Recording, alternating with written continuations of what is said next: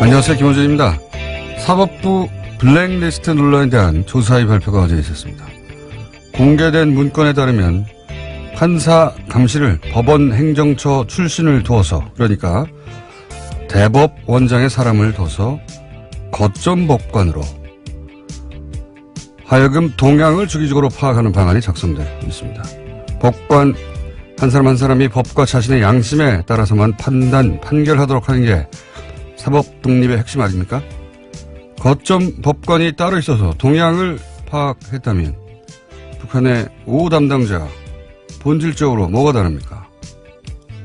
특히 박근혜 정부에게 큰 부담이었던 원세훈 전 국정원장의 댓글 공작, 항소심 판결 전후에 법원 행정처가 청와대와 연락해 의견을 나누고 재판부 의중을 파악하라고 했던 내용은 사법부가 재판부의 판결 내용을 미리 파악해서 청와대 의중에 맞추려고 한 정황에 다름 아니다. 사법부에 대한 외부 비판이 있을 때마다 독립을 해치지 말라 항변했던 사법부가 가장 조직적인 사법방해를 스스로 자행하는 당사자였던 겁니다. 묻지 않을 수가 없습니다. 누군가 사법부를 이렇게까지 망가뜨렸다. 그 당사자가 누군가 묻지 않을 수 없다. 김호준의 질문이었습니다.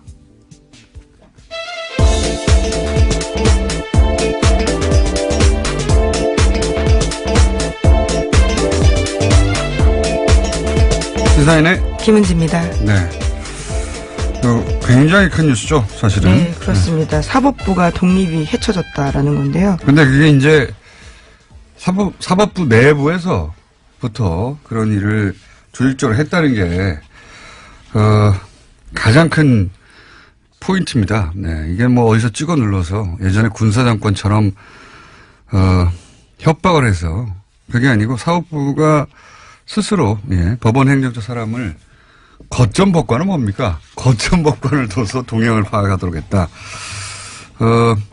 판사 한 사람 한 사람은 자부심이 강하고 자기가 스스로 판단한다고 하는 사람들인데 이렇게 거점 법관이 누군가 있었다는 게 자기 주변에 굉장히 충격적일 거라고 봅니다. 그래서 저희가 얼마나 충격적인지 이정열 전 판사님이 직접 나가겠다고 해서 저희가 잠시 후에 요 사안을 좀 더 심도 있게 다뤄보겠지만 일단 뉴스 훑어보겠습니다. 첫 번째 뉴스는 뭡니까? 네, 가장 중요한 뉴스이기 때문에 앞에 배치했습니다. 이른바 판사 블랙리스트를 조사한 법원 추가조사위원회가 어제 조사 결과를 발표했습니다. 2015년 원세훈 전 국정원장의 댓글 사건 재판 과정에 박근혜 정부 청와대 민정수석실이 개입한 정황이 나온 건데요. 이 문서에는 당시 우병우 수석이 이끄는 박근혜 정부의 청와대 민정수석실에서 법원 행정처의 항소 기각을 기대하면서 판결 전망을 문의했습니다. 그러자 행정처가 재판부의 의중을 간접적으로 파악하려고 노력하고 있다라고 썼는데요.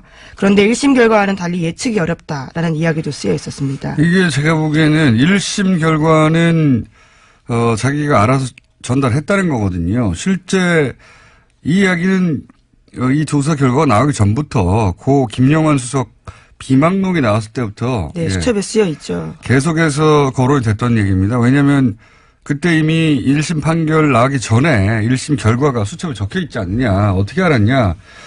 근데 이제 입증할 수가 없으니까 흐지부지 됐는데요. 근데 이제 예측이 어렵다는 표현도 굉장히 두리뭉실하게 이제 순화시킨 거지만 어떻게 예측합니까? 네, 앞선 1심 결과는 예측했다라고 해석되는 대목입니다. 그러니까 예측이라는 표현을 썼지만 사법부가 역술인들이 아니잖아요. 어떻게 예측합니까? 물어봤지. 물어봐서 알아내가지고 알려줬다는 얘기죠. 예. 1심 때는. 2심 때는 뭐, 담당 판사가 완고하다든가 아니면 그 얘기를 전혀 입에 열지 않는다든가 누구한테도 말하지 않는다든가 뭐 그래서 알기가 어려웠다 이런 얘기잖아요. 1심 때는 말해줬다는 얘기죠. 네, 가장 관심을 받았던 공직선거법 관련해서는요, 무죄를 내렸거든요. 1심 재판은요. 네. 그런데 2심에서는요, 징역 3년 되고요, 법정 구속됐습니다. 자, 그런데 이제 더 재밌는 것은, 더 황당한 것은, 우병우 전 수석 여기서 등장합니다. 우병우 전 수석이, 그렇다면 상부심을 전원 합의체로 해달라. 이 의미는 잠시 후에 이정열 판사와 얘기 나눠보겠지만, 이렇게 요구했는데 또 그 요구대로 됐어요. 네, 그렇죠. 그래서 13대 0이라는 결과로서 다시 파기환송이 됐습니다. 그러니까 여기 쓰여 있는 그대로 실행됐다라고 볼 수 있는 거죠. 파기환송됐다는 요 사건에 관해서 저희가 몇 달 전에 어떻게 파기환송됐는지 진원, 시큐리티 파일, 이 증거 능력을 인정하지 않아서 파기환송됐다 이렇게 얘기했거든요. 네, 핵심 증거입니다. 예. 근데 이제 여기 문서에 보면은 핵심이 증거 능력 인정이다. 예. 그런 얘기가 적혀 있고 그 증거 능력을 인정하지 않아서 파기환송이 돼버린 거죠. 예. 이 파기환송돼서 사법부 내에서도 난리가 났었죠. 이게 뭐냐고. 근데 이제 조금 더 자세히 진원과 시큐리티를 얘기하면 진원하면 무슨 영화 같잖아요. 그게 아니고 논지를 뒤집어 놓은 겁니다. 좀 자세히 설명하자면 이게 무슨 얘기냐면 심리전을 펼칠 때 주요한 이슈가 있잖아요. 네, 매일매일 그런 내용들을 봤는데요. 어떻게 해야 되는지 지시받는 내용입니다. 그러니까 국정원장과 부소장 회의에서 주요한 지시사항이 나옵니다. 논지가 결정되는 거죠. 그 논지가 적힌 거예요. 그걸 진원이라고 제목을 적어 놓은 겁니다. 진원이 뭔지 설명을 안 해주니까 이게 무슨 엄청난 컴퓨터 파일 같잖아요. 그게 뭐 CPU 제목 같잖아요. 논지를 뒤집어 놓은 겁니다. 그 안에 논지. 그러니까 이게 인정이 돼야 국정원장이 부소장 회의를 통해서 결정한 사항이 실행에 옮겨진다. 입증이 되는 거거든요. 지시사항이 있는 내용이니까요. 그리고 이제 시큐리티 파일은 여기 보면은 아이디가 적혀 있고, 그러니까, 그때 당시 심리전단 팀, 안보 5팀인가요? 네, 김땡땡 직원의 이메일에서 나온 겁니다. 그러니까 앞 두 글자 이름이 적혀 있어요. 뭐, 김모 이렇게 적혀 있고, 그 한 사람당 30개의, 계좌와 계정요? 계정. 예. 네, 계좌가 있으면 더 놀라운 일이었을 것 같은데요. 계정과 비번이 적혀 있어요. 네. 한 사람당 30개씩. 그리고 22명의 그 실제 명단하고 정확하게 일치해요. 그러니까 이게 초창기의 트윗 계정 아이디라고 하는 거거든요. 이것도 이런 논지가 결정되면 이런 사람들이 퍼뜨렸다. 결정적인 거죠. 예, 심리전의 범위가 확 넓어지는 겁니다. 예. 그러니까 지시사항을 그대로 수행했다. 이거는 뭐 이게 인정되면 흔히 말하는 요즘 빼박인 거죠. 빼박. 그런데 이거를 증거 능력을 인정하지 않았어요. 왜 인정하지 않았냐? 본인의 이메일이 맞고 본인의 이메일에서 나온 것도 맞고 본인의 이메일에 해킹된 적도 없고 그런데 내가 작성한 게 기억나지 않는다. 예, 갑자기 그렇게 부인했습니다. 처음에 재판 나왔을 때만 하더라도 그렇게 이야기 안 했는데요. 어디서 코치를 받고 왔는지 두 번째 재판 나왔을 때 그렇게 말을 바꿨거든요. 본인의 이메일이고 그리고 해킹된 적도 없고 자기께 맞으면 부인할 수가 없잖아요. 그래서 부인하지 않았어요. 근데 갑자기 부인을 합니다. 기억나지 않는다고.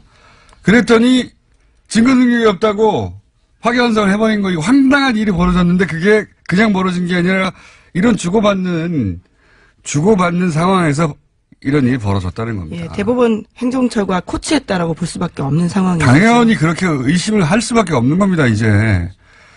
그런 일이 그러니까 특정 재판에 대해서 사실은 이렇게 끌고 가야 되겠다고 청와대와 사법부의 법원 행정처에서 계속 의논했던 거죠. 그래서 이렇게 하면 된다. 그래서 그 방향으로 가서 실제 그렇게 얼토당토하는 결과를 내버린 거예요. 네, 그 증거가 나온 겁니다. 이번에 물증이요.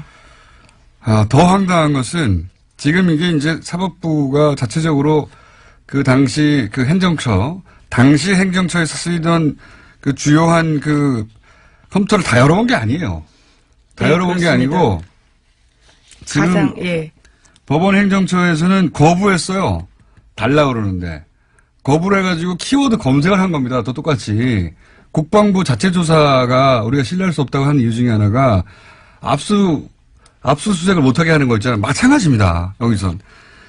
여기서는 키워드 검색을 해서 걸린 것만 나온 거고요. 게다가, 그 컴퓨터에서 발견된 파일이 그런 방식으로 한 760개 정도 되는데 이 중에 300개는 이미 삭제된 거예요.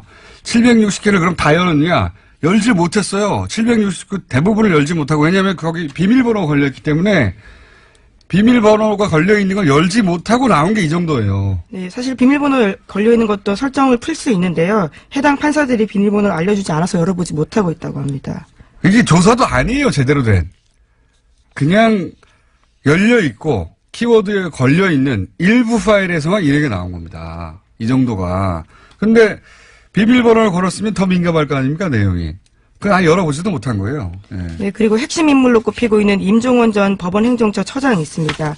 차장이 있는데요. 이 사람이 사용하던 공용 컴퓨터는 아직까지도 조사를 하지 못하고 있다고 합니다. 이게 이제 상식적으로 이해가 잘 안 가실 수 있는데, 이건, 직장 내에서, 예, 비유를 하자면, 직장 내에서 자기들끼리 조사한 거예요. 말하자면. 그것도 직장 내 다른 부서에서, 우리 안 된다고, 그거. 검사 못 한다고, 조사 못 한다고 해가지고, 그거 못 한 거예요. 사법부에서 이제, 사법부 외부에, 사법부 일을 맡기는 데 대한, 기본적인 거부감과, 우리가 최종 판단 기관인데, 우리가 해결 못해서, 검찰에 맡긴다는 것에 대해서 부정적인 인식이 사법부 내에서는 있겠죠. 그건 조직의 논리고, 이 범죄를 방치하는 겁니다, 이거는. 현재 정말. 강제 수사가 되고 있지 않은 상황입니다. 그러니까 아무도 강제로 어떤 파일을 열어보지 못한 거고, 지금 걱정되는 것은 뭐냐면, 당장 삭제할 수 있잖아요. 예. 하드만 떼가지고, 하드만 떼면 어떻게 합니까? 자기 PC 하드 떼가지고 가져간다든가, 누군가 시켜서 밤에 삭제한다든가, 디가우징 한다든가, 뭐, 기타 등등 여러 가지 방법으로 특정 파일을 군사 수준으로 반복 삭제하는 것도 있고, 여러 가지 방법이 있거든요. 그렇게 할 수도 있는 거예요. 이 답답합니다. 이거 수사해야 한다라고 저는 생각하는데, 이정열 판사에게 물어보겠습니다. 대체 어떻게 해야 되는지. 그냥 일반인의 상식을 보면 이게 말이 되나? 이렇거든요. 아니, 이렇게 파일이 많은데 이걸 다 열어보지도 못하고, 안 주면 조사도 못하고, 이미 검색어로 나온 것만 해도 이게 법 위반이 명백한데 판사들이 이런 법 위반을 그냥 두는 거잖아요. 이거 답답합니다. 큰 사건입니다, 아주. 잠시 후에 집중적으로 다뤄보기로 하고요. 자, 다음 뉴스는 뭐가 있습니까? 네, 다스 관련 소식 빼놓을 수 없습니다. 이명박 전 대통령의 다스 설립 자금 4억 2천만 원 됐다라는 핵심 증언이 나왔습니다. 시사인 보도인데요. 김성우 전 다스 사장의 검찰 진술이기도 합니다. 이 전 대통령이 다스 설립 자금을 댔다라는 증언이 나온 것은요, 이번이 처음입니다. 설립 자금의 액수가 나온 게 처음이군요. 네, 4억 2천만 원 냈다고 합니다. 1987년에 설립이 됐는데요. 당시에는 대부기공이란 이름으로 열렸습니다. 자, 예, 다스 관련 소식이 이제 특활비가 갑자기 터지면서 약간 뒤로 미뤄져 있는데, 다스는 사실 거의 수사가 끝났다라는 이야기도 들립니다. 예, 입증을 사실상 한 거나 마찬가지다. 소환만 남았다. 이런 얘기가 있긴 합니다. 네, 그런데 그 중에서 이제 다스를 이명박 전 대통령이 설립했다라고 하는 이야기는 나왔는데, 돈이 초기 자본금 4억 2천이 이명박 전 대통령으로 나왔다. 액수가 특정됐습니다. 자, 다음 뉴스는요? 네, 검찰이 이상득 전 의원, 그러니까 이명박 전 대통령의 둘째 형인 이상득 전 의원의 국정원 특수활동비 받아간 정황을 포착했다라고 하는데요. 이명박 정부 시절에 있었던 일입니다. 목욕만 당시 국정원 기조실장 등 관계자들의 진술인데 2011년에 억대 돈을 받아갔다라는 겁니다. 직접 자기가 줬다라는 이야기도 하고 있는데요. 당시는 인도네시아 대통령 특사단이 방 안에서 있었는데 숙소에 침입했던 일이 있었습니다. 국정원 직원들이 들켰는데요. 그 상황을 무마하기 위해서 돈을 준 게 아니냐라는 의혹이 나오고 있습니다. 어제는 이제 윤석 여사 관저 행정관이 돈을 받은 걸 인정했죠. 예, 쇼핑백에 돈이 왔다. 예, 방식까지 구체적으로 나왔습니다. 본인이 먹지 않은 한, 예, 그 돈은 그러면 김 여사에게 전달됐을 테니까. 이제는 이제 가족으로 지금 확대되고 있는 와중인데, 형 이야기도 나온 거죠. 형이 당시에 특수활동비를 그 형에게, 이명박 전 대통령 형, 이상득 전 의원에게 줬다고 하는 이제 진술이 나온 거죠. 근데 이때 이제 그 검찰에서는 국정원이 당시 위기에 몰려 있었기 때문에 그 상황을 돌파하기 위해서 이런 돈을 준 게 아니냐, 뭐 이런 이야기인데, 이거 굉장히 재밌는 사건입니다. 인도네시아 대통령 특사단이 방문했을 때 괴한이 침입했다, 뭐 이런 뉴스가 나왔었거든요. 네, 그래서 경찰에 신고됐습니다. 인도네시아 대통령 특사단에서 신고할 수밖에 없죠. 이 당시 사건이 어떻게 되냐면 굉장히 재밌어서 잠깐 말씀드리면, 이명박 전 대통령 면담이 잡혀 있는 날이었어요. 그래서 이제 특사단이 면담을 하러 가는 거였거든요. 그러니까 비는 게 분명하죠. 그러니까 면담이 있다는 걸 알았던 거예요. 예. 나중에 이제 국정원 직원들로 드러났으니까 국정원에서는 면담이 있는 걸 알고 당시 남자들 여자 한 명으로 이루어진 3인조가 투입됩니다. 그래서 이제 노트북에서 뭘 카피하고 있는데 그 중에 한 사람이 뭘 놓고 갔는지 다시 돌아온 거예요. 들켰죠. 들켰는데 웃긴 건 그럼 한 사람이 망을 보든가 했어야 되는데 3명이 다 바빴나 봐요. 방에 들어와가지고 들켰어요. 들켜가지고 진짜 웃긴 것은 여기서부터 들켰으면 냅다 도망가서 자기 신원이 드러나지 않도록 해야 되잖아요. 그 중에 노트북 한 대를 들고 나갑니다. 그렇죠. 들고 나가니까 이 특사단 입장에서는 없어진 게 없으면 뭐 신고를 안 했을 수도 있을지도 모르겠습니다. 노트북 하나 들고 도망갔잖아요. 당연히 신고를 했죠. 호텔에서 찾았어요. 국정원이면 깜짝같이 사라졌을 것 같잖아요. 19층에 숨어있다가 잡힙니다. 이 사람들이. 특수훈련을 받은 국정원 요원이라고 보기엔 굉장히 어설픈 일들이 많아서요. 물건을 훔쳤다는 점도 굉장히 문제지만 들켰다는 게 더 문제인 것 같습니다. 웃기지만 그러니까 첩보기관의 입장에서 보자면 들킨 게 더 문제죠. 그렇죠. 네, 들키지 말았어요. 했으면. 더 웃긴 건 비상통로에서 발견됐거든요. 발견되니까 노트북을 주고 다시 도망가요. 굉장히 제가 보기에는 그 세계 첩보기관 사상 가장 치욕적인 사건 하나로 정말 망신스러운 일입니다. 전 세계 베스트 10에 안에 들어갈 정도의 사건입니다. 이게 노트북 들켰는데 눈앞에서 노트북 하나 들고 도망가고 그것도 비상통로에 숨어 있다가 호텔 직원한테 잡히니까 냅다 노트북을 돌려주고 다시 도망가고. 여기서 좀 이상한 점은 호텔 방문을 어떻게 열었느냐. 이 침입한 흔적이 없다. 예, 그럼 카드키를 가져간 거 아니냐. 호텔이 협조한 거 아니냐. 게다가 이 비상통로에서 발견됐을 때 잡혔어야 되잖아요.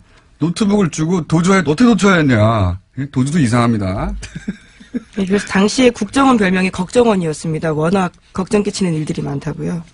그때 돌았던 변명이 더 웃깁니다. 바로 2층에 국정원 기관에서 쓰던 방이 있었는데 그 방에서 노트북을 가져오라고 했는데 방 번호를 잘못 알아가지고 그 아래층에서 그걸 가져갔다. 이런 식으로 해명했거든요.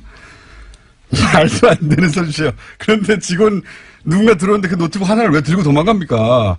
방 잘못 알았습니다. 해명해야 되죠. 예, 말도 안 되는 소리인데 어쨌든 그렇게 웃긴 사건이었습니다. 이게 생각이 나서 댓글 공작이 아무래도 치중하다 보니까 정보기관 본연의 역할을 제대로 못하는 게 아닌가. 굉장히 치욕적인 사건이었고 그래서 이제 또 질타를 받다 보니 이런 식으로 국면을 넘기려고 당시 이제 이상득 전 의원 같은 경우에는 그 형님이고 힘이 막강했으니까 로비를 한 게 아닌가. 당시 예산이 줄어든다든가 이런 일이 있을까봐 이런 의구심을 가지고 이제 있는 거죠. 예, 의심을. 이제 소환해서 추궁한다고 합니다. 자. 네, 어제 압수수색도 있었습니다. 웃긴 사건이었습니다. 그때 특활비가 건네졌을 줄이야. 자, 다음 뉴스는 뭡니까? 네, 어제 박근혜 전 대통령 재판의 증인으로 안봉근 전 비서관이 나왔습니다. 안 전 비서관은 박근혜 전 대통령에게 보고할 때 최순실 씨가 있었다라는 진술을 했는데요. 문고리 3인방으로 불린 이재만, 안봉근, 정우성 전 비서관이 있는데 이 세 사람이 보통 일요일 오후 3, 4시 청와대 관저에서 박근혜 전 대통령에게 업무를 보고했다고 합니다. 이때 최순실 씨가 옆에 있었다라고 합니다. 옆에 있었던 것까지는 놀랍진 않아요, 이제. 놀랍지 않은데, 이 상하관계가 여실히 드러나는 증언이에요. 그러니까 문고리 3인방은, 김기춘, 예. 막강했던 김기춘 비서실장조차 문고리 3인방을 어려워했다고 하거든요. 근데 이제 최순실 씨는 전혀 어려워하지 않았던 거죠. 예. 최순실 씨는 문고리 3인방도 어려워하지 않았을 뿐만 아니라 박근혜 전 대통령도 어려워하지 않았어요. 여기 보면 대통령한테 보고를 하는데 그냥 들락날락 왔다 갔다 했다는 거잖아요. 예, 다 앉아있는데 혼자만 계속 왔다 갔다 하고 있었다고 그러니까 합니다. 보통 이제 대통령한테 누군가가 참모들이 보고하고 하면 그 자리에서 참석하거나 참석하지 않거나 하는 것이지 어른들한테 얘기하면 왔다 갔다 하지 않잖아요. 대통령이 아니어도 왔다 갔다 했다는 거예요. 그리고 누구도 그러지 말라거나 나가 있으라거나 말하지 못하였다. 예. 최순실 공화국이었다 실제 이런 얘기입니다. 자. 재미있는 큰 사건이 있어서 얘기하다 보니까 뉴스 몇 개 못했네요. 예. 제목 한두 개 정도는 읊고 지나가야 되겠습니다. 예, 어떤 걸로 할까요? KBS 네이버 그리고 평창 올림픽이 있는데요. 예. 예. 제목만 읽어주세요. 예, 알겠습니다. 고대현 KBS 사장에 대한 해임 제청안이 어제 이사회에서 가결됐습니다. KBS 이사회가 6대1로 해임 제청안을 통과시켰는데요. 그래서 이제 언론노조 KBS 본부가 내일 오전 9시부터 업무에 복귀한다라고 합니다. 아, 드디어 복귀하는 거군요. 예. 자, 일각에서는 이제 정현주 사장도 이런 식으로 해임했다라고 물타기를 하는데 완전한 차이가 있죠. 뭐 정권이 찍어 누른 케이스였고 이거는 구성원들이 받아들일 수 없다는 겁니다. 네. 본질적으로 완전히 다른 사안이고요. 자, KBS 사안도 일단락이 돼가고 있습니다. 자, 다음은요. 네, 네이버 내부 데이터를 한국일보가 단독 입수해서 보도했는데요. 오늘 아침입니다. 메이크로 프로그램 사용 흔적은 없다라고 하는데요. 하지만 하나의 IP에서 최대 11개의 아이디를 바꿔가면서 공감 추천을 한 경우가 있다라고 합니다. 네이버의 내부 데이터를 어떻게 한국일보에 입수합니까? 네이버가 준 거죠. 예. 네이버 입장에서 이제 소위 그 프로그램이 사용된 게 아니다라고 하는 해명을 하고 싶었나 봐요. 네이버의 언론 플레이라고 봐야죠. 네. 어쨌든 그 와중에서도 IP 하나에 뭐 여러 아이디가 등장하긴 한다. 근데 프로그램은 돌아가지 않았다. 이런 네이버가 억울해서 내놓은 네. 항변이 실린 보도인 것 같습니다. 이건 수사가 들어갔을 테니까 다음에 또 추가로 나오겠죠, 실제. 다음은요? 네, 평창 동계올림픽 주간 방송사가 미국 MBC인데요. 여기에 사장이 방북을 했다고 합니다. 또한 광고 수익이 1조 원대 이를 것으로 예상된다라고 합니다. 광고 수익이 1조 원대라는 의미는 뭡니까? 네, 광고 수익이 1조 원대라고 하는 건요. 광고 판매량이 이제 9억 달러, 9,500억 원을 넘어선다라는 건데요. 그러니까 지난번 소치 동계올림픽 때보다 더 많은 광고가 팔렸다라는 겁니다. 광고가 역대 1위다 뭐 이런 그런 얘기인가 보죠? 네. 우리 생각하고는 다르게 평창 올림픽이 흥행이 되고 있다 이런 얘기네요. 이야기도 잠시 후에 저희가 김지훈 박사 오랜만에 모셔가지고 미국 셧다운 얘기와 함께 좀 다뤄보겠습니다. 시사인의 김은지였습니다. 감사합니다. 법원의 추가 조사위, 블랙리스트에 대한 추가 조사위죠. 조사 결과 블랙리스트가 있다 없다 뭐 이런 식의 보도도 있습니다. 이 논란 한번 짚어보겠습니다. 제대로. 법무법인 동안의 이정열 사무장, 과거에는 부장판사였습니다. 그래서 모셨습니다. 직접 수도에 나오셨습니다. 안녕하십니까? 안녕하십니까? 예. 우선 본인의 이름도 있었나요? 당연히 있었겠죠. 예. 웃으면 안 되는데. 그리고 예. 아시는 분들도 일부 있으시겠습니다만 부부 부장판사였습니다. 한 분은 사무장이고 이제는 한 분은 여전히 부장판사님이시죠. 예. 예. 혹시 그 부인의 이름도 등장했습니까? 네. 네, 부부가 다 등장했습니다. 저희 애들 엄마의 경우에는 칭찬하는 쪽으로 써 있어가지고. 칭찬하는 쪽으로. 어쨌든 성향은 파악되어 있었다. 여기 이제 언론에서 예. 초반에 리스트는 없었다라는 식의 보도도 있었고, 어떤 언론에서는 리스트가 없다고 할 수 있느냐, 좀 애매모호한 애매모호한 분석 혹은 뭐 조사위도 리스트가 있다 없다고 말하지 않았다, 이런 식의 이제 애매모호한, 마치 리스트가 없었던 것 마냥 보도되기도 했거든요. 이게 저는 말이 안 된다고 보는데 어떻게 보십니까? 당연히 말이 안 되죠. 네. 이게 리스트라는 게 그야말로 뭐 엑셀 파일로 네. 뭐 표로 1번부터 100번 막 쭉. 그렇죠. 순번 매겨가지고 네. 그것만 리스트냐? 그거는 아니죠. 중요한 것은 이런 리스트라는 것을 만들어서, 그러니까 리스트의 목적에 해당하는 네. 감시하겠다, 사찰하겠다, 불이익 주겠다, 그래서 특이한 사람 찍어내겠다 하는 그런 목적으로 작성된 또 그런 작업이 있었느냐가 그게 블랙리스트 핵심이거든요. 그러니까요. 이게 엑셀 파일이 아니냐가 중요하지 않지 않습니까? 예. 그리고 뭐 조선일보를 비롯해서 일부 몰지각한 업체란다. 매체에서 죄송합니다. 방송사고입니다. 매체에서 리스트 얘기하고 있는데 리스트 유사한 거 있었습니다. 여기 보면 엑셀 파일도 있긴 있었습니까? 예. 보면 사법행정위원회 위원 후보자 검토라고 하는 문건에서 이게 뭐냐면 사법행정위원회라는 걸 법원행정처에서 만들게 되는데 여기에 소위 왕당파만 들어가면 이 위원회가 이제 공격을 받을 수가 있다. 그러니까 왕당파 말고 저쪽 편 입장에서 볼 때 이쪽 편. 네. 예. 그러니까 뭐 소위 말하는 이제 뭐 좀 진보적이라거나 네. 뭐 대법원의 비판적이라든가 그런 사람들을 다수 집어 넣어야 된다. 몇 명은 넣어서 이렇게 물타기를 해야. 그렇죠. 공격을 안 받는다. 예. 그러면 그런 성향의 사람을 알아야 되잖아요. 그 성향의 사람들 명단을 작성을 했습니다. 아, 그렇군요. 그게 64명이 있습니다. 이 표가 있어요. 좀 보여주세요. 예. 이거 보이는 라디오도 나가죠. 네. 아, 엑셀 있습니다. 여기 보면 뭐가 나와 있냐? 있어요, 리스트. 1번부터 쭉 있고요. 예. 이름. 이거 뭐 1번 김땡땡 뭐 이렇게 나오는데 이거 전 보면 누군지는 아는데 말씀 못 드리겠고요. 현재 직책 서울고등 고법부장, 연수원 기수, 생년, 출신 고등학교, 대학교, 그다음에 이제 경력이 나오는데 다 이런 거 써 있습니다. 우리법, 노동법, 젠더법, 인권법. 그다음 옆에 특성, 뭐 기본적으로 보수 성향, 뭐 우리법 연구회 회장 역임, 뭐 여성 친화적 가치관. 이거 다 사찰에 써놓은 거. 이것도 최소한 리스트 아닙니까? 당연하죠. 예. 그러니까 리스트라는 게 1번부터 뭐 100번까지 번호 매겨서 네. 판사 전원의 그 블랙리스트가 있느냐 이렇게만 바라보고 그게 없으면 다 블랙리스트가 없다라고 말하는데 그거 말이 안 되는 거고. 그렇죠. 성향 파악하는 게 결국은 그 리스트인데 실제 64명의 리스트는 있고 예, 있고요. 그 외에도 성향을 파악하고자 했던 정황, 성향을 파악한 정황이 계속 있는 거 아닙니까? 그렇죠. 그런 문건들은 너무 많이 발견돼서. 그 리스트, 블랙리스트 있는 겁니다. 예, 있냐 없냐 따질 문제도 아니고 있냐 물으면 있습니다. 네. 예. 그리고 정말 진짜 그 사람들이 말하는 블랙리스트 저는 찾을 수 있다고 생각합니다. 실제 예, 그것도 그건 있을 뭐, 것이다. 예, 나중에 뭐 기회 있으면 다시 말씀드리고요. 분명히 기회 있습니다. 지금 왔어요. 예. 이게 제가 예, 오케이. 예. 지금 이번에 이 추가조사위원회에서 그 발표를 하면서 대상이 됐던 문건들이 예. 발견된 문건들이 2015년, 2016년 판이잖아요. 예. 그럼 그 이전 건 어디 갔습니까?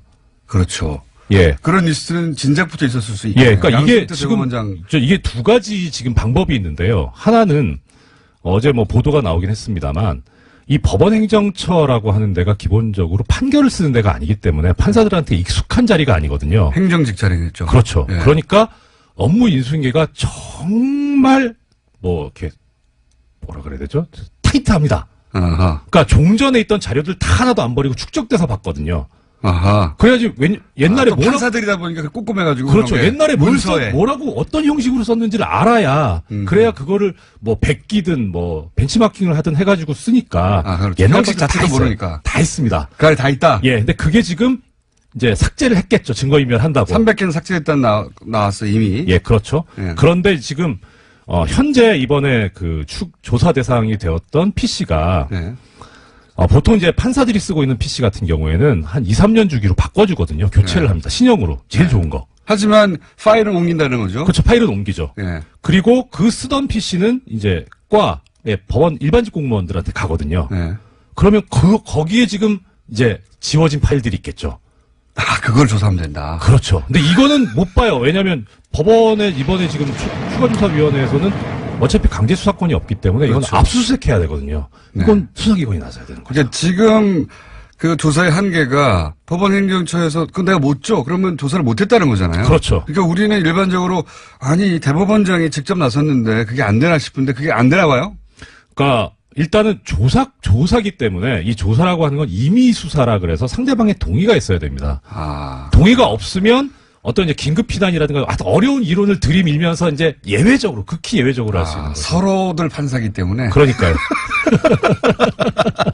서로들 판사기 때문에 아니 당신이 동의 받았어 뭐 이런 그런 상황이기 때문에 법을 어기는 어떤 조사는 절대 할 수가 없는 거군요. 예, 그런 거에 대해서 되게 부담을 느끼죠. 그러니까 그런 부담감을 알고 있기 때문에 이 양승태나 내지는 법원 행정처에 부역했던 판사들이 저번에 들고 나온 거죠. 뭐 절차 위반이다, 사생활 침해한다, 이딴 논리를 들고 나온 거죠. 이런 게 나올까 봐 그런 거죠. 그래서 지금 당연히 알죠, 그 사람들은. 지금 조사했던 방식을 키워드로 네. 일부 그러니까 제출되지 않은 것은 아예 조사도 못했고 네. 일부 게다가 비밀번호가 걸려 있는 거 열어보지도 못했던 거 아닙니까? 그렇죠. 비밀번호는 모르니까. 어마어마하게 나올 수도 있는 거예요. 네. 그러니까 하루 빨리 수사 의뢰해야 되는 거 아닙니까 이제? 그렇죠. 이거 또 어차피 양승태 씨 같은 경우에 지금 고발당해 있거든요. 네. 그러니까 거기에다 추가해가지고 그냥 압수수색 영장 발부받아서 하면 됩니다. 근데 이제 이게 사법부가 이 이제 자체 사안을 검찰에 수사 의뢰한다는 게 이게 자존심도 상하고 네. 그렇죠?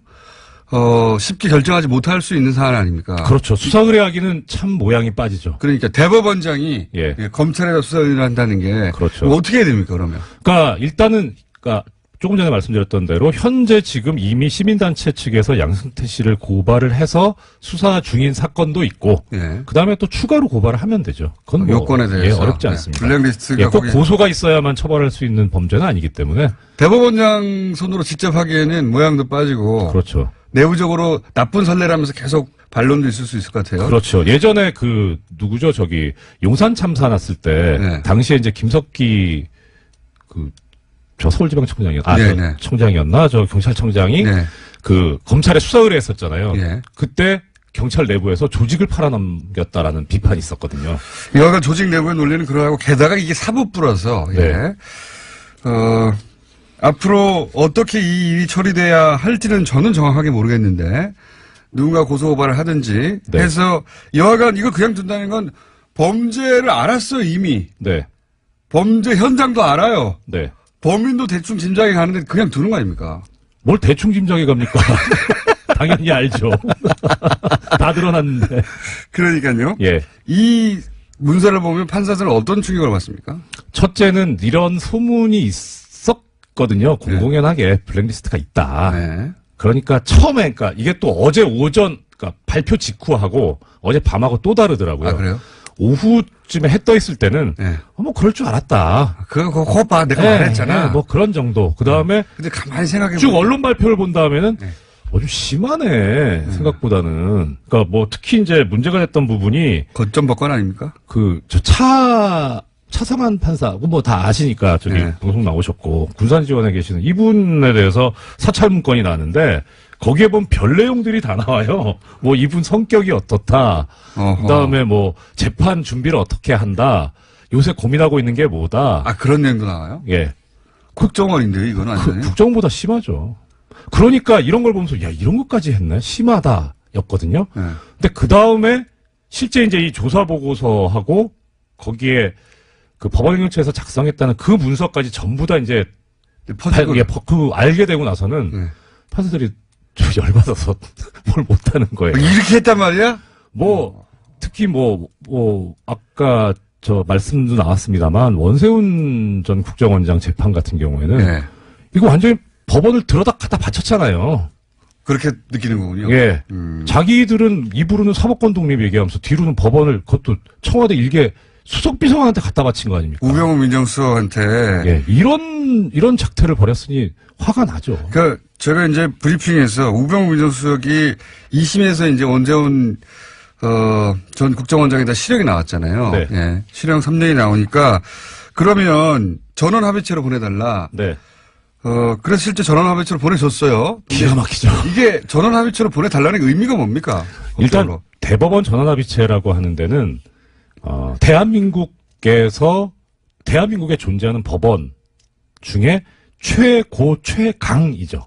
여기서 결정되면 뒤집기 어렵다. 예, 이것을 뒤집으려면 원래 대법원 전원합의체라는 데가 어떤 데냐면 종전의 판례가 잘못됐다고 생각됐을 때 그 판례를 뒤집는 데예요. 아하. 그러니까 대법원 전원합의체에서 뭔가를 했다라고 하면 하나의 판례가 되는 거고 아하. 이 판례는 향후 10년간은 최소한 효력이 있다고 봐야죠. 아하. 그러니까 그냥 일반 소부에서 대법관 3명, 4명이 하는 재판도 하급심에서는 뒤집지 못하게 하는 게 이제 이 법원조직법상의 규정이긴 한데 그건 이제 당해 재판부만 재판을 하는 그 재판부만 이 구속을 할 뿐이고 다른 판사들한테 미치는 영향까지는 그렇게 크진 않거든요. 근데 대법원 전원합의체는 크죠.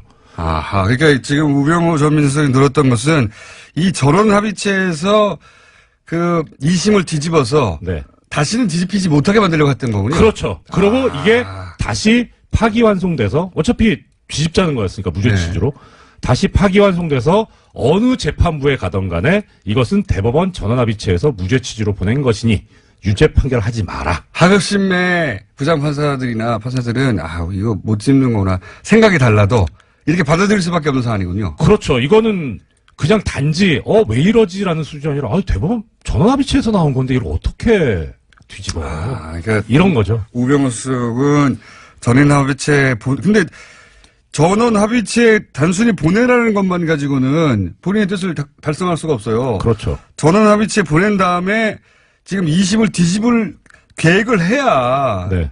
그래야 전원 합의체에 일단 보내달라고 말을 할 거 아닙니까? 그렇죠. 자기 뜻과 반대로 결론 나오면 자기 완전히 뒤집을 수 없는 상황이 되는 거잖아요, 이제는. 네. 어떻게 해줄 수 없는. 그러니까 전원 합의체에 보내달라고 우병우 민정수석이 말을 했을 때는 저번 합의체에서 자신이 원하는 결과가 나오도록 할 수 있다 안 하는 믿음이 있으니까 그걸 보낸 거 아닙니까? 그거 당연하죠. 그게 1심 판결에서 나왔었잖아요. 김영한 전 민정수석 비방록에도 나오지 않습니까? 선고 결과를 미리 알고 있잖아요. 그러니까 1심 때는 다 교감을 하고 한 거예요. 네. 근데 이상하게 항소심이 2심 2심에. 재판부에 가버리게 2심 재판부는 전혀 말을 안 듣는 2심 재판부의 당시 그 부장판사님 누굽니까? 이름 좀 알려드려요. 아시잖아요. 공장장님 재판하신 분이에요. 아, 그분이에요? 예. 아, 훌륭하신 분입니다. 문현영님하고 저 누구야 주진우 기자님 재판하신 분 아니에요? 아, 저희가 무죄를 그렇게 받았군요. 아이고, 다행. 운도 좋지, 저희가. 뭐 여담입니다만 공장님 참 이 재판에 있어서 대진운이 좋다. 대진운이 좋다. 네. 여기까지는. 그래서 제가, 무패의 피고인이었는데, 피의자였는데, 자. 예. 그래서 2심 재판부가 마음대로 안 돼가지고, 네. 전원 합의체에 보낸 다음에, 네. 아, 제가 이 성함을 나중에 알려드릴게요. 김상환 부장판사님. 그분이 기사도 났었죠. 이 원세훈 전 국정원장 재판할 때 형이 국정원 근무하는데 재판에 영향을 미칠까봐 형하고도 연락 안 했다고. 그러니까요. 예. 아주 굳건한 분입니다. 네. 박수 한번 다시 드리고요.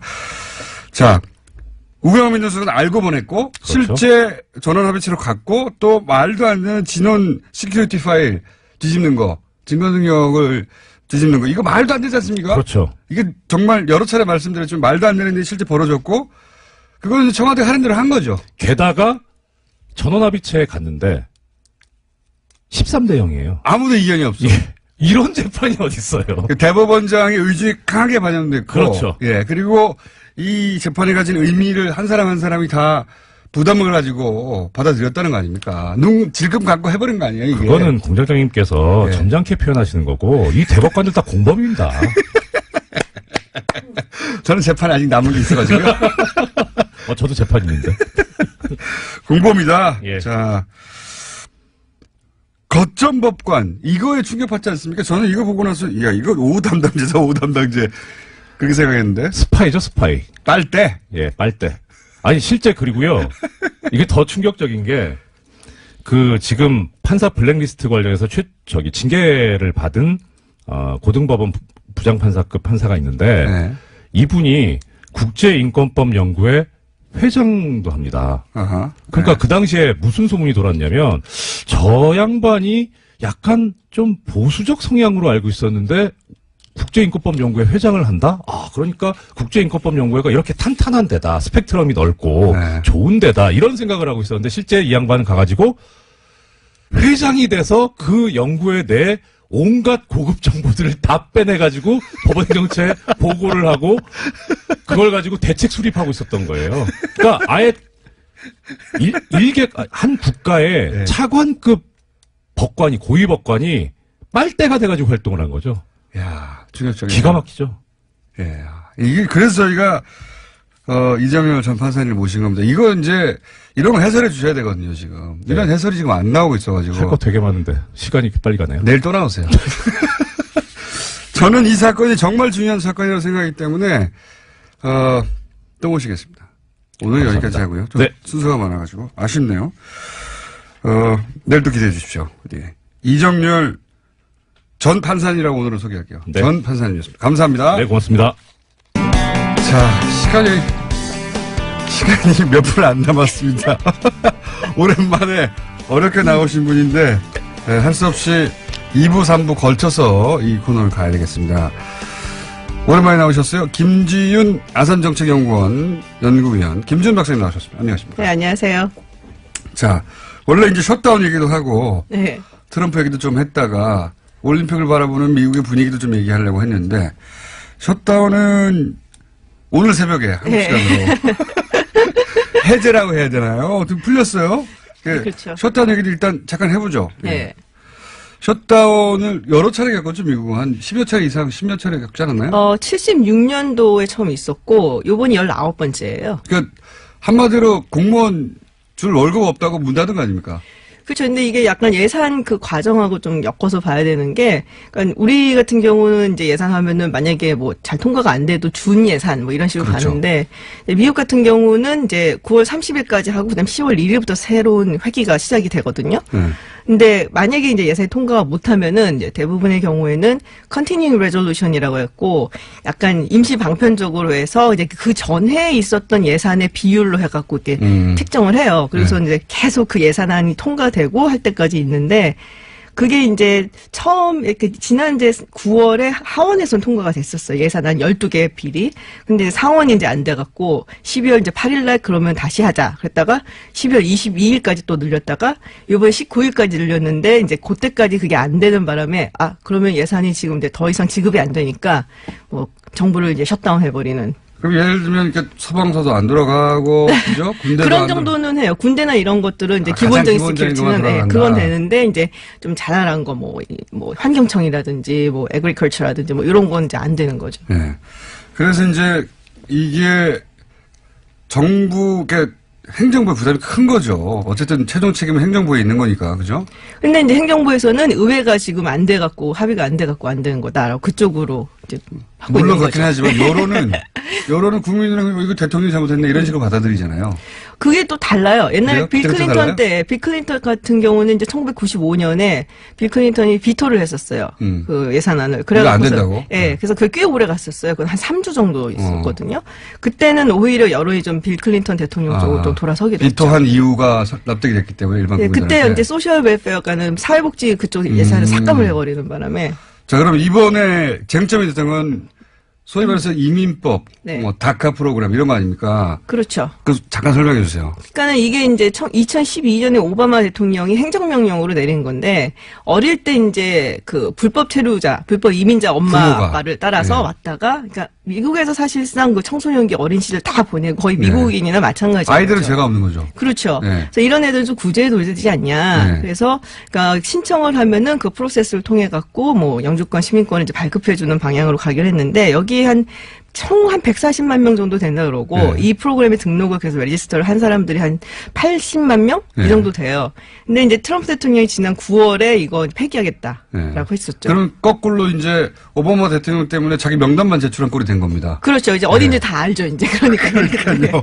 역으로 네. 혜택을 주겠다고 해서 명단을 제출했는데 거꾸로 범인 취급을 하게 된 거죠. 그렇죠. 네. 그래서 이거를 이제 구제를 해야 된다. 그래서 민주당에서는 이거를 행정명령에서 법안으로 바꿔갖고서는 통과를 시켜갖고 구제를 해주자 그러고, 근데 트럼프 대통령은 그 당시에 이제 본인이 폐기를 하겠다 얘기를 하면서 확 자르진 않았어요. 그래서 6개월 안에 의회 니네가 알아서 좀 해봐라.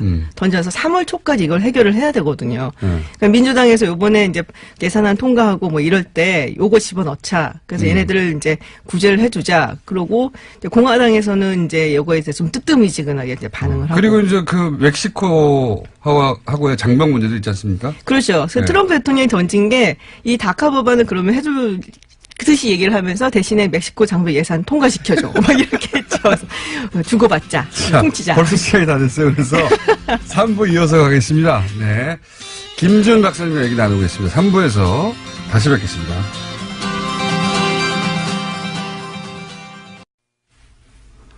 자, 2부에 이어서 김준 박사님과 미국 이야기, 셧다운 이야기를 길게 해보려고 했는데 셧다운이 풀렸어요. 오늘 새벽에. 풀렸는데 이것도 임시죠? 그렇죠. 2월 8일까지 이제 이해가 된 거고 그 이후에 만약에 그 전에도 뭔가 이렇게 이결이 안 되면 또 이제 셧다운이 갈 수는 있는데 네. 이제 봐야죠. 미치 매코넬 원내대표가 지금 이제 그 이민 문제에 대해서 이야기를 해보자. 그러니까 일단 이거 통과시키자고 설득을 해갖고 겨우 된 거거든요. 근데 다카하고 그 멕시코 장벽하고 네. 거래가 되고 있는 중인 건가? 민주당 측에서 하려고 했었어요. 사실은 그 척슈머 그 상원의원이 하려고 했는데 트럼프 대통령이 말을 조금 바꿨죠. 어떻게 바꿨습니까? 그러니까는 이제 민주당 측에서는 예산을 조금 하고 다카 살려달라라고 하려고 했는데 트럼프 대통령에서 뭐 다카 살리는 거에 대해서 잘 모르겠다 자기는 뭐 별로 뭐 이런 식으로 얘기를 바꾸고 그리고 공화당 측에서도 린지 그레이엄 상원 의원이 민주당 이제 딕 덜빈이라는 또 상원 의원이 있어요. 둘이서 같이 해갖고 다카에 이제 80만 명 전부는 아니지만 거의 한 60만 명 정도 살려주고 대신에 얘네들이 이제 부모를 초대해갖고 부모도 같이 살 수 있게 그거는 끊어버리자. 그리고 이제 뭐 장벽 예산을 주자 뭐 이런 식의 절충안을 가지고 갔어요.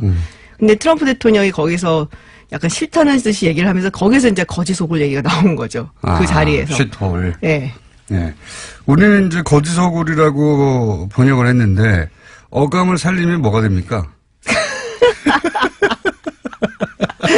거지 소굴은 너무 완화된 표현 아니에요? 느낌이 좀 완화된 느낌이 없잖아 있죠. 많이 있잖아요. 네. 예. 네. 거지 소굴이 아니고 뭐라고 해야 돼? 좀 해주세요. 전문가 입으로. 전문가 입으로. 네. 뭐 똥통 뭐 이런 정도. 똥통. 그렇죠. 예. 거기 훨씬 더 가깝죠. 뭐, 똥통이야 거기는 뭐. 느낌 확 살죠 그러면 좀. 예.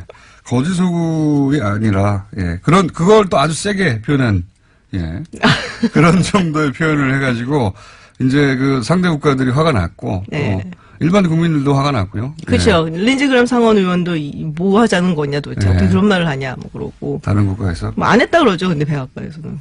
본인은 안 했다 그러고 들은 본인. 사람들이 있는데 뭐 어때요. 그래서 이제 이 전선이 서서 셧다운이 됐다가 지금 일시적으로 해제된 상태고 2월 8일부터 다시 그때까지 해결이 안 되면 다시 한번 그때 나오시기로 하고요. 지금 미국 상황을 간단하게 또 짚어보자면 러시아 문제는 좀 잠잠하죠. 지금 계속 수사는 하고 있는 중이에요. 그래서 수사망을 이제 좀 좁혀가면서 그러다가 어느 순간 쑥 또 올라오거든요. 그래서 이번에는 누구를 이제 뭐 수사를 한다. 그래서 제가 알기로는 계속 뭐 하고는 있어요. 사위 얘기가 나왔었죠. 예, 사위가 타겟이 될 수 있다. 네. 사위가 타겟이 되면 그 다음 대통령 아닙니까? 그 다음에는 이제 뭐 대통령으로 거의 간다고 봐도 딸하고 뭐 아들 뭐 그렇죠. 엮여서. 네. 그러니까 지금은 약간 가라앉은 상태인데 계속 수사는 되고 있는. 그리고 정치 상황에 따라 훅 올라올 수도 있겠죠. 그렇죠. 예. 이 문제는 어떻습니까? 저는 사실 러시아보다 최근에 화제가 됐던 파이어 앤 퓨리. 거기 보면 이제 트럼프 내부 인사들을 쭉 인터뷰해가지고 책으로 내서 크게 화제가 됐잖아요. 네. 거기 이제 가장 재밌는 내용이 뭐냐면 트럼프는 대통령이 될 생각이 없었다. 예. 그런 내용이 나오죠. 그렇죠. 예. 그리고 이제 그걸 굉장히 자세하게 나옵니다. 오히려 트럼프 캠프는 당선에 대해서 충격을 받았다.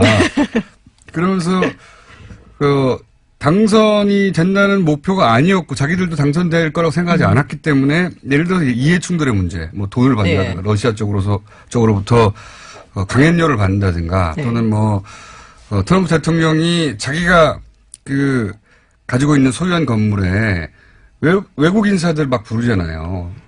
그렇죠. 예, 거기 묵게 하고.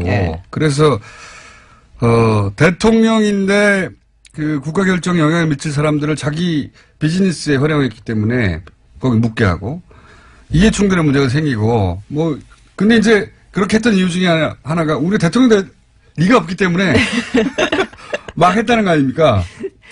근데 그 당시에 이제 당선이 확정이 되고 이제 와서 이제 뭐 연설 같은 걸 하잖아요. 모습을 보시면은 굉장히 놀랐다, 당혹스러워하는 모습만 확실히 보이기는 해요.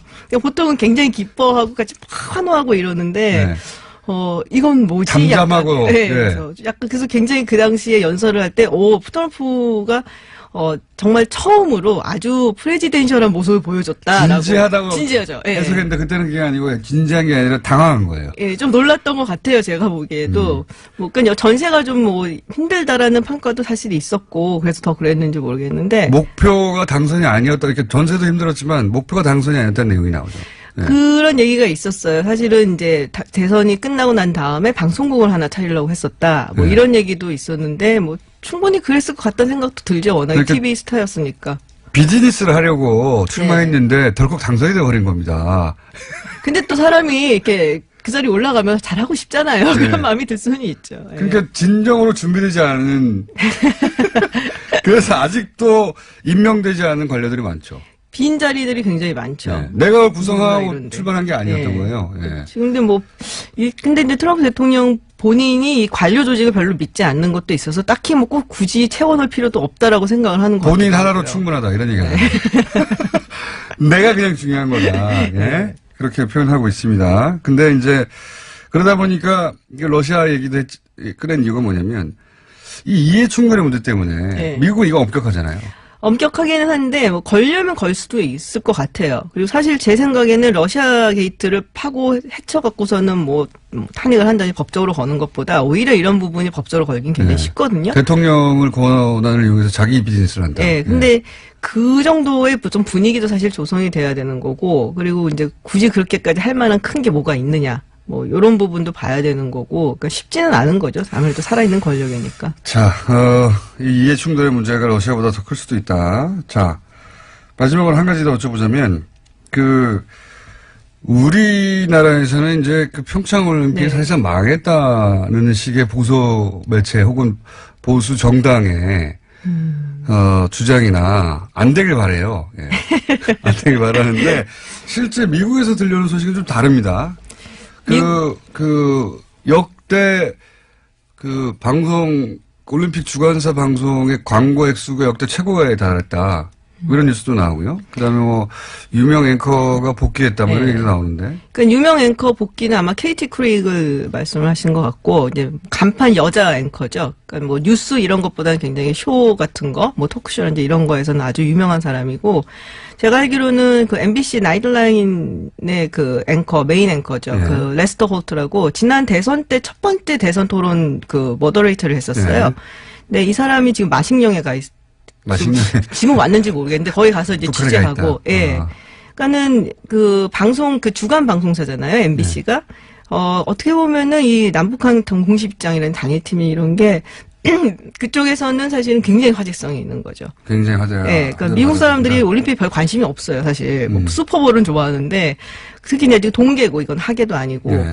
근데 이제 북한이라는 나라가 굉장히 이상한 나라다. 근데 같이 입장을 한다고 올림픽에 나간다고 약간 궁금증을 자아내는. 그래서 화제성은 굉장히 있고 IOC도 그래서 굉장히 적극적으로 지금. 우리나라에서는 이제 단일팀 얘기 또는 한반도 얘기 네. 이런 얘기가 이제 정쟁의 소재로 그렇죠. 쓰이는 측면이 있고 이것이 큰 논란인 것 같은데 자기들도 옛날에 그렇게 똑같은 얘기 했으면서 뭘 지금 와갖고 다른 얘기를 하고. 제가 할 얘기를 하시네. 근데 이제 해외에서는 굉장히 화제성 있는 뉴스인 겁니다. 이게. 그럼요. 그래서 미국에서 광고도 많이 붙고 그리고 요거가 크게 되겠다고 생각하니까 방송사가 지금 이렇게 나선 거잖아요. 그렇죠. 그러니까 마식령 가고 이러는 거죠. 맛있는 가고.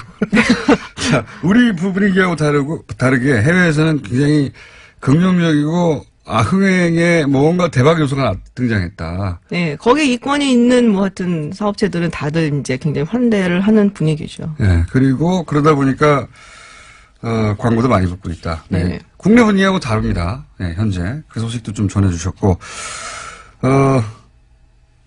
마지막 한 가지만 더 질문 드릴게요. 네.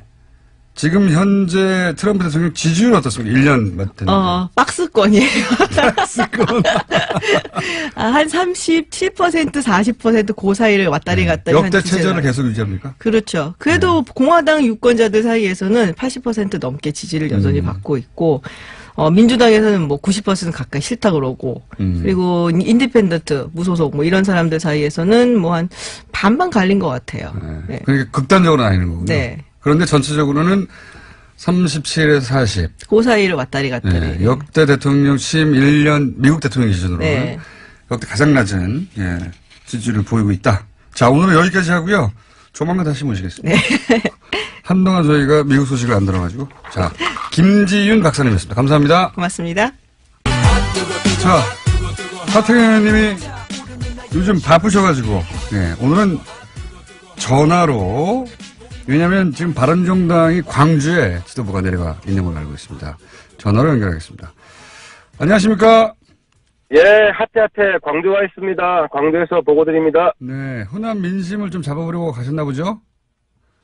예, 여기서 아침부터 많은 분들로부터 박수 받고 내리고 있습니다, 지금. 네. 크게 환영받지는 않으실 것 같긴 한데, 지금 일정은 어떻습니까? 오늘 이제 최고위원회 곧 들어가고요. 네. 그 다음에 이제 망월동 가서. 망월동. 하고. 네. 예. 그 다음에 이제 국민통합포럼. 네. 안철수 대표 와서 같이 행사하고 이렇게 돼 있습니다. 그리고 호남에서 바른정당 첫 최고위원회도 하신다고. 예. 예, 그렇습니다. 이 호남 첫 최고위원회입니다. 열심히 노력하시는군요. 예. 제가 그래서 화끈한 거 좀 준비를 했습니다, 오늘. 아, 그래요? 광주 시민들에게 드릴. 예. 정말 화끈한지 한번 말씀해 봐 주십시오. 딱 두 가지인데요. 하나는 여전히 빨갱이 장사하는 낡은 보수 몰아내야 된다. 자유한국당? 예. 자유한국당. 홍준표 대표 뭐 주사파 정권 하더니만 이제 주사파 정권의 좌파 사회주의 정부. 이거 뭐 빨갱이 장사 아니면 할 게 없냐. 개혁 보수는 빨갱이 장사 안 한다. 뭐 이거 하나 하고요. 예. 두 번째는 제가 그 전에도 이야기하긴 했는데 좀 덧붙여서 김대중 빨갱이로 몰고 광주 민주항쟁을 빨갱이로 모은 대한민국 보수는 광주에 사과해야 된다. 제가 오늘 정말 진심 어린 그런 사과를 할 생각입니다. 자, 대한민국 보수가 광주에서 새로 태어난다 선언을 할 겁니다. 네, 알겠습니다. 바른정당 입장에서는 이제 호남 표심도 잡아야 되니까, 민심도 잡아야 되니까 그런 행보를 하고 계신데, 그런데 이제 그 국민의당 같은 경우에는 당이 사실상 그 반으로 쪼개져 있다고 봐야 되지 않겠습니까? 그죠? 그렇습니다. 그 부분인데, 네. 사실 안철수 대표 많이 추락했고, 저희도 부족한 점 많고 한 거 다 알고 있고, 근데 이제 호남 분들에게 민주당 지지하는 분들은 그대로 민주당 지지하실 것이고 민주당에 마음을 두지 못한 분들에게는 저희들이 호소를 할 생각입니다. 그나마 우리가 부족하지만 적어도 호남 박지원 당보단 낫지 않냐. 호남 박지원. 그리고 한국당보단 낫지 않냐. 네. 그래서 우리가 더 잘할 테니까 우리의 정말 지극 정성을 봐서 한번 믿어달라는 간곡한 호소를 해야죠. 당고도 있겠습니까? 바른정당에서의 노력은 알겠습니다. 바른정당 입장에서는 이제 통합이 안 되면 큰일 나는 거죠. 큰일 나는 건데 그래서 이제 그런 노력을 하시는 건데 국민의당 내에서는 이 안철수 대표 측에서 반대파를 징계한다고 한단 말이죠. 예, 오히려 더 자극하고 있어요. 요 징계권에 대해서는 어떻게 생각하십니까? 그러니까 이제 본질은 이게 이제 국민의당이 제가 좀 전에 말씀드렸지만 친안당과 친박당으로 갈리는 거지 않습니까? 사실 이거 본질을 봐야 되거든요. 안철수 대표 비판할 수 있어요. 비판할 수 있는데 그 대안은 뭐냐? 사실 그러니까 이제 호남 친박당이거든요. 친박지원 당이거든요. 그러면은 이제 자꾸 박지원 대표 쪽으로 물론 박지원 대표가 중요한 역할을 하긴 하는데 박지원 대표에 대한 이제 영남권의 이미지가 안 좋다 보니 영남권뿐만 아니라 호남 분들한테도 제가 이제 여쭤보는 겁니다. 그러니까 그래서 호남개혁신당이 예. 호남개혁신당의 리더십이 뭐냐? 유승민 안철수 계속 비판하셨잖아요. 예. 비판은 우리가 다르게 받겠다는 겁니다. 그러면 호남개혁신당의 그 리더십은 박지원 아니면 박정천이다. 네. 어제 이용주 의원이 그런 얘기 했잖아요. 신한당에 함께 못하지만 박지원 당에도 함께 못하겠다. 박지원 은퇴해라. 네. 이선으로 물러나라고 지금 은퇴라기보다는 그러니까 이선으로 물러나라고 그랬죠. 예. 그러니까 당대표는 안 된다는 얘기죠. 예. 그렇죠. 호남개혁신당은 이것대로 제가 볼 때는 미래가 있는가. 이거 하나하고 또 하나는 지금 사당 대표를 한번 쭉 놓고 보십시오. 추, 홍, 그 다음에 이영자 들어가는 두 사람, 안유. 네 사람 중에는 그래도 안유가 낫지 않습니까? 예. 그렇게 생각하지 않는 분도 있겠지만 무슨 말씀? 안 그런 분도 있겠죠. 네. 근데 홍 대표보다는 좀 낫다고 생각하고요. 예. 추 대표는 제가 평가는 안 하겠습니다만은. 왜 안 하십니까? 하시지.